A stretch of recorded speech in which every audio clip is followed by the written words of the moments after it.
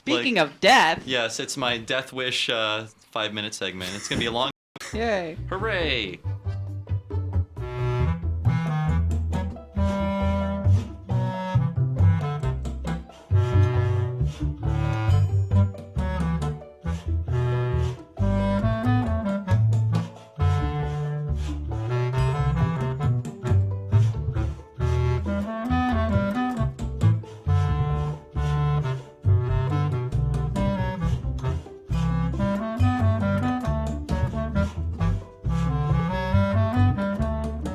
Let's move on to our main topic, which is GamePro. And the death thereof. And the death thereof. Yes, as Will said, and as you should know, dear listener, GamePro closes doors forever as of, what was it, last Wednesday? Wednesday. Well, this website went down yesterday around noonish. Right. But, yeah, we all went home and lost access to our CMS last Wednesday. Mm-hmm. And that ended 23 years of print publications. Let me just give you guys a brief history based on my cursory research I did today. GamePro by a group of people, Patrick Farrell, Leanne McDermott, and Michael and Lynn Cavish. They received funding from a publishing company known as IDG, which remained their parent company for the entire magazine's run, which is kind of strange if you think about it. I mean, One-Up was handed around a lot. Strange these days. I don't know if back then it was as strange. I'm just surprised. Even something like EGM ended up being purchased by Ziff like sometime, in the late 90s? So. Mm-hmm. Yeah. So let me continue. They received, you guys can correct me if I'm wrong, but just based on my research, they received 2 really major content overhauls. In 2007 with George Jones, he made it less of a kids magazine, which I guess was sort of the angle. Would you say, Matt? I don't know You if I'd seem buy skeptical. That.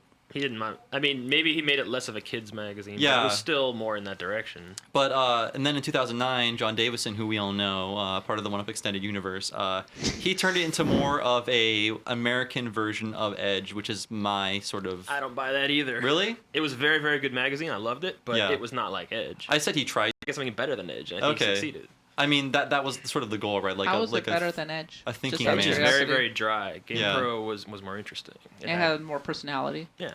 Okay.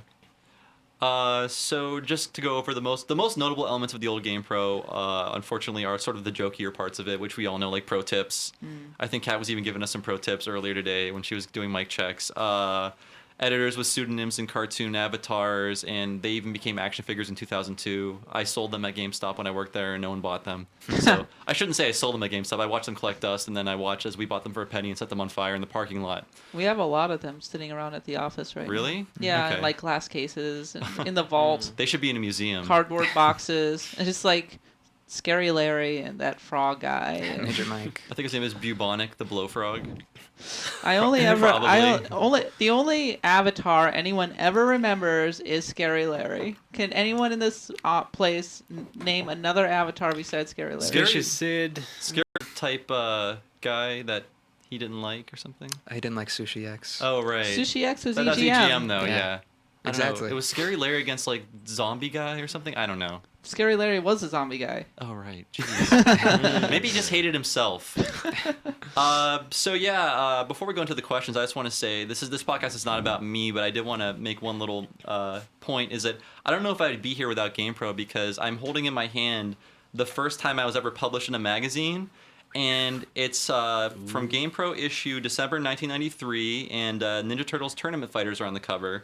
And if you turn to page 245, you'll see that I submitted a tip for Yoshi's Cookie for the SNES, and that is seriously me, and I was like the king of the schoolyard for about a year after that. So I'll pass that around, and I will not sign that magazine.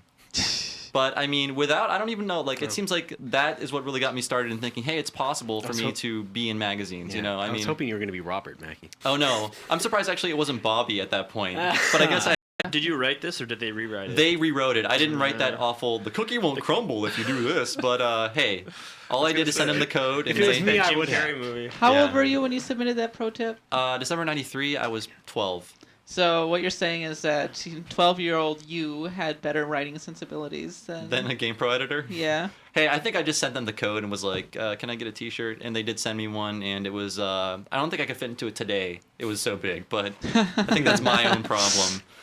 So yeah, I just wanted to throw that out there as an interesting little factoid if you're writing my biography out there. But let's get on to some questions about GamePro, and you guys obviously know more about it than me, having worked there. I want to go back in time a little bit to maybe the late 80s, early 90s. Like, how did you guys all discover GamePro?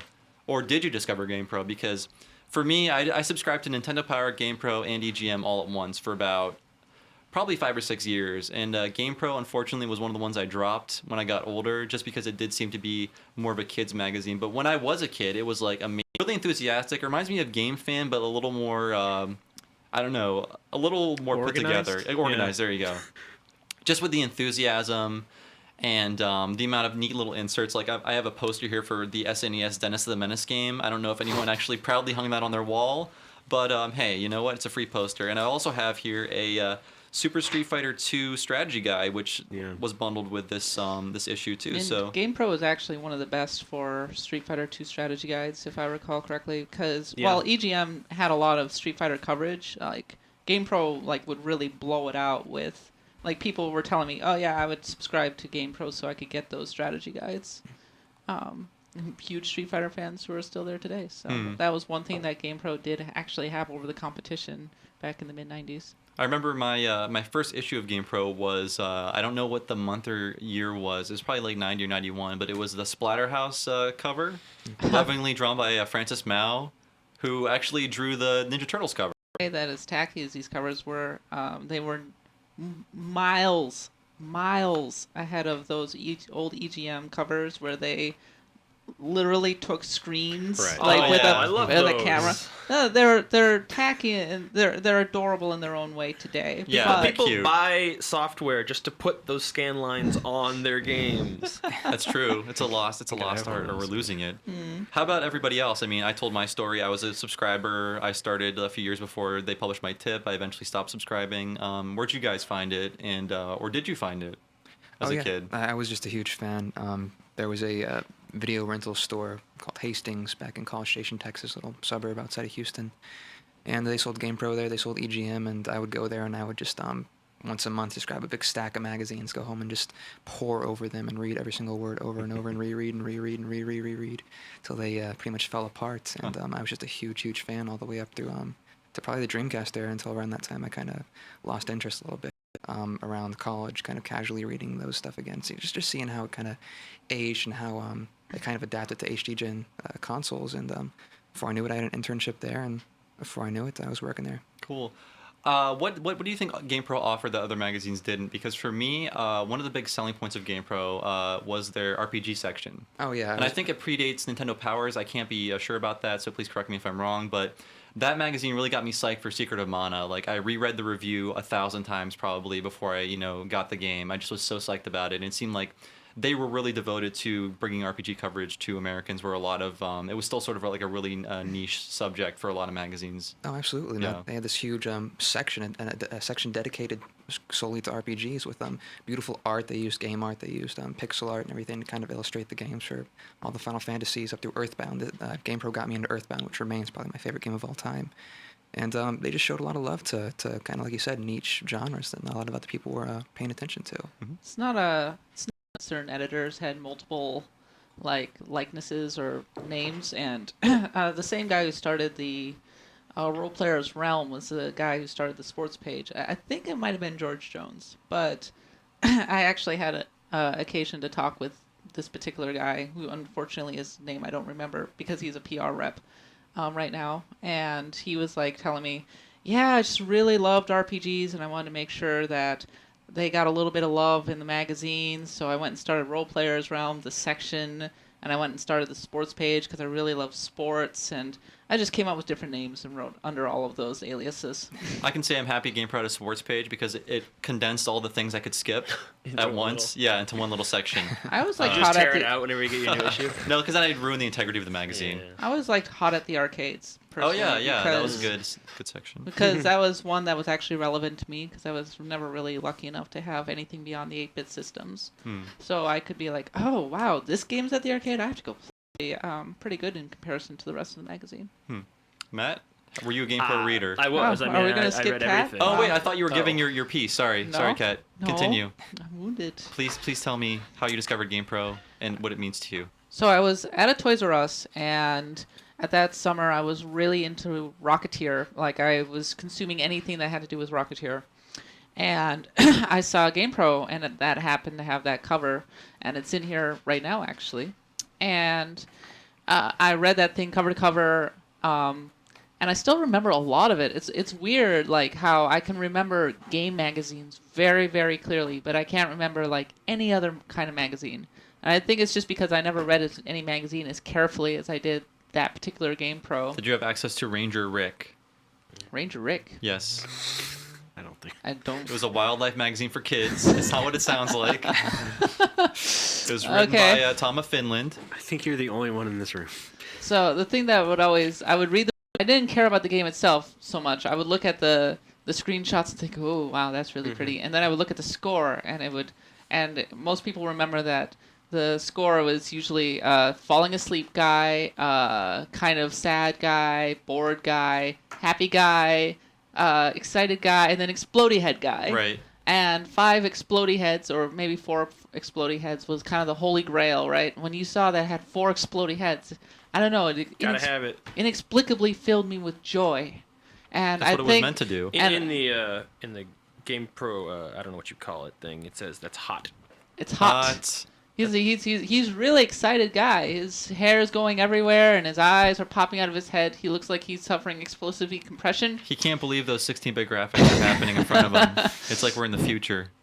And being a reviewer now, I finally kind of understand the root of rage whenever I write like a bad review against a game that maybe like, how dare you don't give it 4 explodey heads? I'm so insulted. In their mind, they're seeing your picture, but you're kind of sleepy. Yeah, it's like And maybe 4. you have a thumb down. Actually, yeah, they changed the scale at some point, and they added the thumbs Yeah, as a yeah. gradient. 0.5, That's right. Yeah. And then they also started. Originally, they didn't. They just had the score, but then in later issues, they would actually explain the different categories Right. as to why they gave them those particular things. But I was always so outraged when it would be like 3 explodey heads, 1 orange head, and then another explodey head. It was like, oh, Yeah. so Sorry, close. the sound was not up to snuff. You get Right. a bored guy with a thumbs up. I always interpret it more as like a kid becoming increasingly more 90s. Because he starts out with like this. He needs sunglasses, a skateboard, and he needs a dinosaur friend Yeah. for that to happen.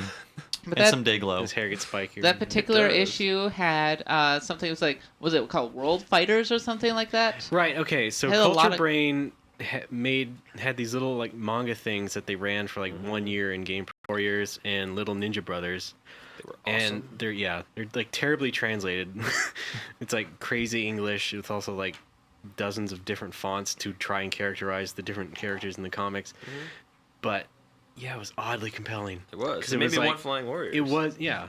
It was like the only thing GamePro had compared to like Nintendo Power It in terms also of comics. this particular issue had a preview for the Lynx, and I was like, wow, Blue Lightning, it looks so Yeah. good. Now I looked through this again, and this is it's another insert. It's like a several page insert for Lynx. It's like totally Yep. promotional, Ray but just it's blew my mind so with it's this, so yeah. obviously designed by Sendai, who made Ah, EGM. It does look like EGM. So it's Yeah. effectively it's EGM in the middle of GamePro. does it say advertisement on every page? Because otherwise, some kids got swindled. No, but it's I don't just think it says a, advertisement Some on any kid page. named Cat Bailey. it's just called Atari Adventure. Wow, they're really hot for the links this month. yeah. And, And- you know EGM did run it in their mag too. And it had reviews of the arcade version of Ninja was that the arcade? The My Genesis favorite version? part of that review is at the end it says, "Bravo, Atari." You've done it again. Oh, with the Wait a version minute, they of- didn't do that. It had the Genesis version of Batman, which looked really, really cool to a kid who only had a Nintendo. Yeah, Uh, it did. So, like, you know, you kind of live vicariously through these magazines. Like, maybe I never owned a Lynx or a Genesis or an SNES, but, like, I felt like I did, and it got me really hyped up for these games. Yeah, I did the same thing, except it was with PC games because I came from a kind of a working class family where we didn't have a PC right away. So I read PC Gamer for like 2 or 3 years, getting so jealous. Yeah. Like, there's a Maniac Mansion sequel and they talk and it looks like a cartoon. God, I yeah. want a computer so bad. Matt, how'd you discover GamePro? I have no idea. I You don't don't remember know? at all. But I do remember when she was talking about like hot at the arcades. That's what that's my equivalent to your PC thing. Like, 'cause, Okay. like, a lot of times you would see games in there, not necessarily just in GamePro, but in game magazines, you'd see these weird arcade games that you would never actually find in the real world. Right. Because they went to like the arcade. And then, which I later did once arcades died. I think I read the Hot at the Arcades that mentioned Street Fighter 2 when it had just come out. Yeah, yeah. Hmm. And that feels like a seminal moment right there because that was the game that changed everything in the arcades. So Ray. Well, GamePro. like all the magazines I found, it was just my regular trolling of the grocery store. And the funny thing was that I never subscribed to any game magazine except Nintendo Power. So for the longest time, so I would always just go back and pick up whatever. Yeah, that's it. That's Basically essentially it. Yeah. The legend lives on. Yeah, I don't remember what the first one was or anything. Before we get into you guys talking about, I don't know, your own history with GamePro, I do want to bring up one additional piece of GamePro history, and that is GamePro TV. So what did you think of the cart, dude?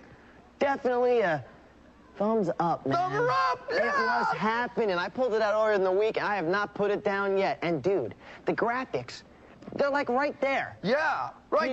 I thought you could. Okay, actually, JD. Okay, we're gonna make fun of GamePro TV, but I'm gonna say a lot of good things about it too because it was really an amazing piece of entertainment for children at the time. The JD Roth was okay. He was an enthusiastic kid show host. They paired him with this guy who was basically the generic store brand version of Pauly Shore. I'm not going to do an impression of him, but even as a child, I found his act We're also like a Bill and Ted type. sort of like part Wayne, part Bill and Ted, part Pauly Shore. But even as a kid, I was like, this is beneath me. Watching this guy, it's like, Yeah. I've seen Wayne's World, sir, and you are no Wayne. But anyways, there's a lot of goofy. I mean, it's kind of like '90s incarnate, just like the lingo, the clothes, the way they sell you things, the meaninglessness of all the terms. Like I was watching a clip of it today, and JD Roth said that Super Adventure Island did not have crisp controls. What is a crisp control? What does that mean? I don't know. Nothing they were saying had any meaning. But here's the awesome thing: like as a kid, there was no YouTube in 1991. Yeah, You were gonna see these as pictures if nothing else, but then this show comes along and it was fun just to watch, to see like footage of weird games you might not even play for systems you might not own. Now, who watched GamePro TV? Anybody? I I'm did. getting a little too excited here. Just Sorry. like, wow, that's what Battletoads looks like in action. I Yes, gotta get that. yes. It blew my mind. Yeah, It's- I only ever saw it on YouTube That was later. more on, Nick Arcade I Kids. totally See, missed out.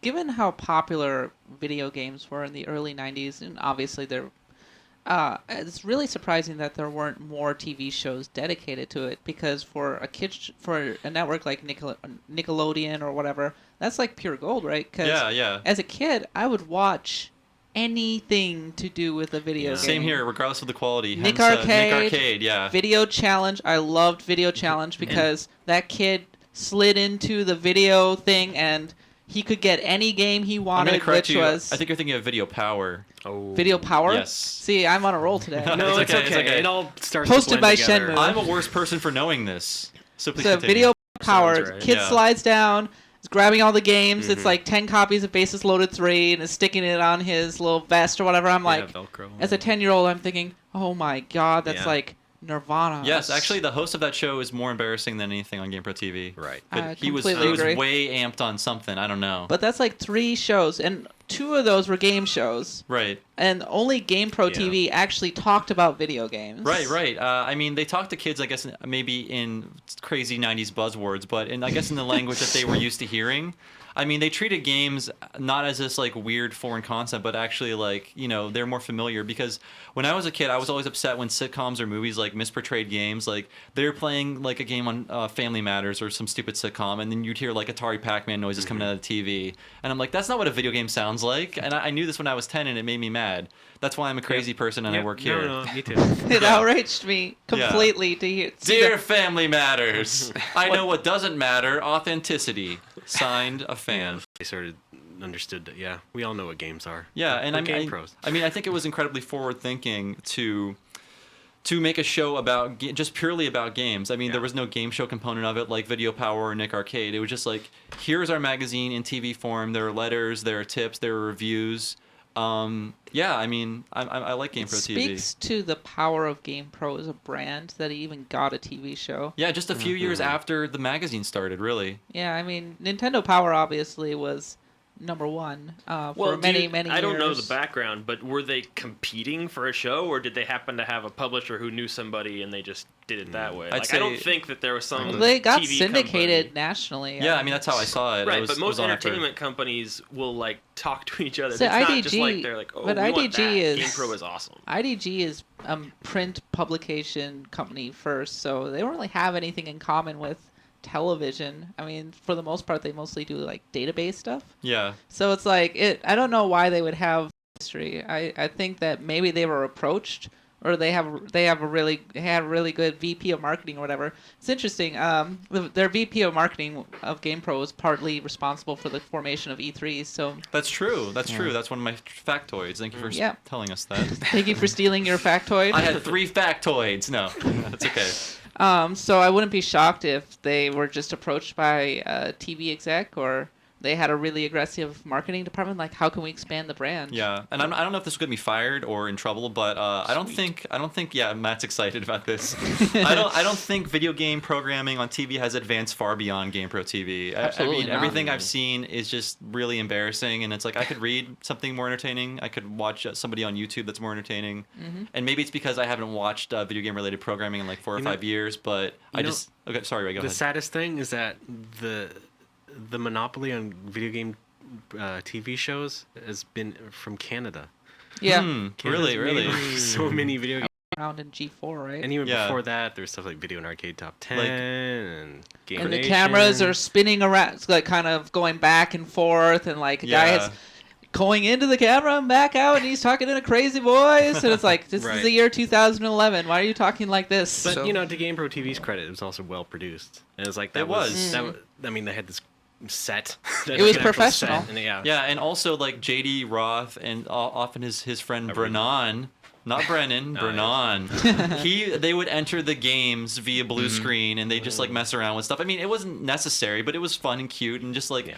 they were obviously thinking like, how do we present this as more Like, than he was just like sitting right on the Mario pipe. yeah, like he came out of it. It was awesome. As Yeah. they give you game tips. Yeah. And I think it was great that they thought of a way to present this material like beyond like it has to be something beyond just showing video clips or whatever.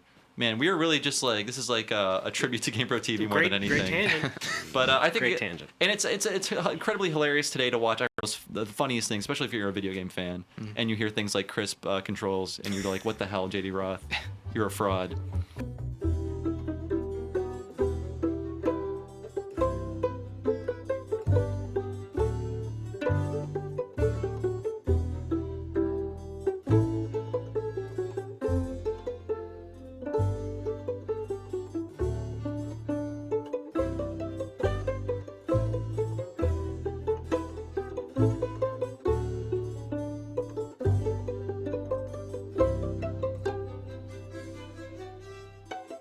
Actually, I don't have this now, but I looked up what happened to Brennan Howard, and he became a film director, I think. Nice. What? So I assume he dropped his fake Bill and Ted persona, or maybe he still Became a has real it. person? Yeah, he became a human being. And so yeah, any other thoughts on GamePro TV? I mean, I think it should be mentioned. It just seemed like an incredible piece of Well, entertainment. it didn't last very long. I mean, That's true. It lasted a year They on got TV. rid of Brennan. They did. Another deal, and then I think they tried to revive it in like 1998 or something like That's that. true. Like it didn't last long. Maybe on a Very Sci-Fi short-lived. channel or something like that. Yeah. It went to Oh, that's cable. weird. Or like originally it started on. You could get it on Basic. Oh. What? Sorry, it just sounds funny. What? What? I don't know. It sounded like Cat was boasting, I think. But What? please continue. Please continue. It's okay. My Well, head fun fact, hurts. we do still have all those GamePro TV VHSs and betas in the vault back Yep. at IDG. You need to rescue those, Will. We're trying to rescue a lot of things. We still Yeah. have the entire archive. Uh-huh. And we actually got episode 1, issue 1 sitting in here right now. Cool. Which looks really different. It does. It does. From the rest of the magazine. Matt was commenting how clean it looks. It's, Just this copy. No one's touched it. it's almost 100% ad copy, to be honest. Like, you read it, and there's no, like, opinion whatsoever. There It's should be like just a date at the top and then the PR person's signature at the bottom. pretty much. Please enjoy this new game. Like the Pro View of R-Type, for example, for Sega Pro- Master Pro- System. It's like it doesn't say anything except this is a game and it exists and Yeah, here's what it's like. Yeah, a lot of it felt like proof of concept. Yeah. Pretty Yeah, much. absolutely. Reminds me a little bit of video games and computer entertainment. Yeah, Yeah. that was yeah. It's not bad looking, given that it came out like 1989. It looks pretty professional. Yeah. It's not jam packed with all kinds of stuff like the early to mid 90s ones were. So it's readable. There's not like stickers and posters and holograms Yep. flying out in your face. It has a and, like, preview of Super Mario Brothers 3. are there Pogs? Oh, that was pre-Pog. That was a Oh, pre-Pog gosh. world. Pog was 1993 and Yeah. 94 when you could get like Mega Man X Pogs from I'm sure Nintendo Power. many a GamePro issue came with Pogs. Oh, I have no doubt whatsoever. So, let's talk with Will, Kat, and Ray about their experience at GamePro. Because, I mean, we've talked about, as readers, maybe as viewers of GamePro TV, but you guys actually worked there. Do you guys care to share any, like, experiences or memories or anything like that? I guess we are sort of... It's funny how many GamePro alums are still kicking around the industry. And then you'll just run into some PR guy who's like 40 something. He's like, yeah, I was working for GamePro in 89 back when it was still in like Redwood City. And I'm like, whoa. It Yeah. was like, and they would tell all kinds of, unfortunately none of their stories come to mind, but it must have just been so different to work in the industry at that time, and I'm really curious about it. But it feels like you are part of. There was a bit of history to actually working there. It wasn't completely isolated, even though we were going in kind of a new direction compared to the past. So, Yeah. Yeah. Yeah, no, I was trolling Craigslist when I was a sophomore in college, and saw an internship, and went in there. When I interviewed, I walked in like, wow, there's Major Mike's office, like Major Mike the Frog. Hey, that's another guy. Yes, Yeah. thank you. Sorry, Yeah, we yeah. only could think of Scary Wait a Larry. minute, was that when they were here? Because Yeah, on the first floor down Okay. at 501, I believe. But yeah, I walked in and it was just it blew my mind. It was a dream come true. It was only 4 years ago, mind you, but it was still incredibly cool for somebody that was still was approaching it as a fan and hadn't yet become hardened and jaded by meeting a bar. What was the first time you saw like that crack in the glass? You're like, oh, I'm not a fan anymore. Oh no, I'm still a fan. I still love old GamePro. I still cherish the people and the memories. I think it's just a matter of outgrowing old cartoony avatars and exploding heads to a degree. Yeah. I was reading an old issue of the magazine, and it talked about like the winners of the Blockbuster championships back in the mid '90s, coming down to San Mateo, where the GamePro offices were at the time, and trying out like various Virtual Boy games and like giving their opinions on them and everything. And I'm thinking, man, I wouldn't know what to do if a bunch of kids came into the GamePro offices now, because I'm like looking around. Yeah. It's like, Hide how all do you... the bad things they shouldn't Let's see. take them down to the vault. Well, we're down in this like or whatever. Asbestos-filled corridor. You're right. Kids don't breathe in too deeply. Precisely. Watch your arm. That's rusty. I actually remember going to the E4All Expo in 2008. That's right. Care to Lordy. tell us, remind us what that was? It was IDG's answer to E3, essentially, which is why it was E4 All. I get it. And, I get it. Yeah, it was mostly just demos that were readily available with like 1 or 2 games you couldn't pretty much get by going into a GameStop. And this was in that strange, maybe 2-year period where E3 disappeared. I mean, it was it was around that time. Okay. And it was mostly, I mean, it was still a lot of fun. It was a lot of people in costumes walking around and having a pretty good time. But it was scarcely populated compared to PAX, even PAX Via 2000, whatever. But Ray, GamePro thoughts, memories, or the airing of grievances. Like I said, it's Festivus season, so it's perfectly fine. No, I don't really know what to say, really. Again, I was only there for like 90 days. So I don't really try to do my job, and like I wanted to work there, and I was glad that I could, because I liked the voice of the magazine, where it was going at that time. And and I got to work with Kat again. I got to meet new people like Will, who's really cool. Yeah, and shot you in the legs in that video that one time. Oh my God. Yeah. We shot him in the leg. Video. We shot him in the leg in the video, and the next day he was gone. GamePro, like we should mention, had a lot of one-up talent. Kat, obviously, and Ray, and then Justin Haywald all worked at one-up at one point. John Davison. John Davison, yeah, thank you. Our sales Yeah, the team whole was sales old staff. One Up. Entire sales Our team. president was Marcy Yamaguchi, who was with One Up at one point. Lots of One Up people. Yeah. Yeah. Matt, did you have any questions for these guys? I mean, or anything you wanted to talk about GamePro-wise? Because I do have a few more topics that are GamePro-related. I'll go for Will. Everyone always talks about it being like, okay, there was the Davison era, and then there was the Julian Rignall era. So how did that feel different to you? Oh, I worked in 3 very different eras when I came on. It was Yeah. I'm just saying, like the George Jones era was when they got rid of the avatars and whatnot, and they tried to move more towards a quote unquote mature audience. It felt kind of stuck in the middle. Like some of them wanted to go that way, but other people were holding them back, and it was just kind of we didn't know what we were. Exactly, it was very nebulous. So then John Davison came on, and he wanted to make a magazine that you could put on your coffee table, and it would still stand up, a few years later, and people would walk in and pick it up. And he wanted a magazine that would read like a really good book. And I really, really enjoyed that. John kind of pushed us all to become much better writers and kind of to approach the games journalism side of things from a very different, more serious and more thoughtful perspective. Julian came on, and he kind of wanted to do a bit more of a return to roots, where it was more personality-driven instead of kind of fact-driven, which was also very fun because we got to kind of say whatever was on our mind and, incite responses from people in that way. I can't say I have a preference for one style or the other because, I mean, again, I got to explore different facets of my own writing style on both sides. Come on, it's so recent. Matt wants dirt. I want dirt, sure. I've got no real dirt. But, That's not true. I'm a nice guy. Yeah. But that's the right answer. I had fun under all forms of management. And, I will say that John Davis, the beginning of the John Davison era was the first time that I really paid attention to GamePro.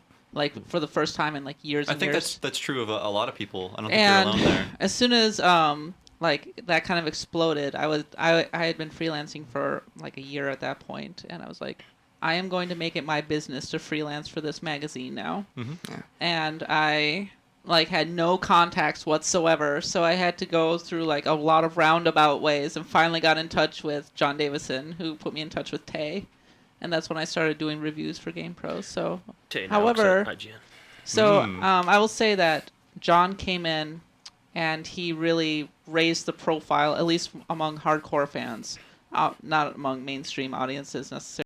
Pro became a name worth paying attention to again, which before that, like everyone, like anytime GamePro like got brought up, it was kind of with a giggle, which was unfair. But what can I say? It had a lot of history. Was it unfair? I don't know. I thought it was a pretty generic magazine for a while there.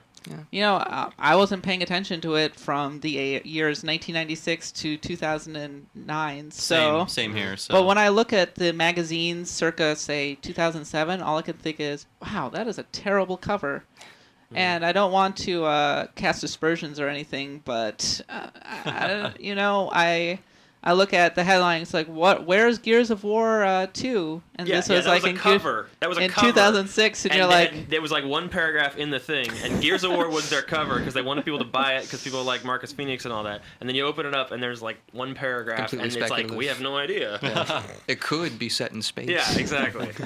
Like, there was... I'm not saying it was all bad, but there was a lot of really bad stuff in that era. Well, there were a lot of people time, and as you moved into the 2000s and publication really changed. I mean, you had magazines like Next Gen, and Jeff Green was doing stuff with CGW, and game magazines were growing up. I feel like GamePro was still kind of in that old era of the 90s where it was like, whoa, we're fun, and avatars, and woo! And they tried to change that, but it was hard to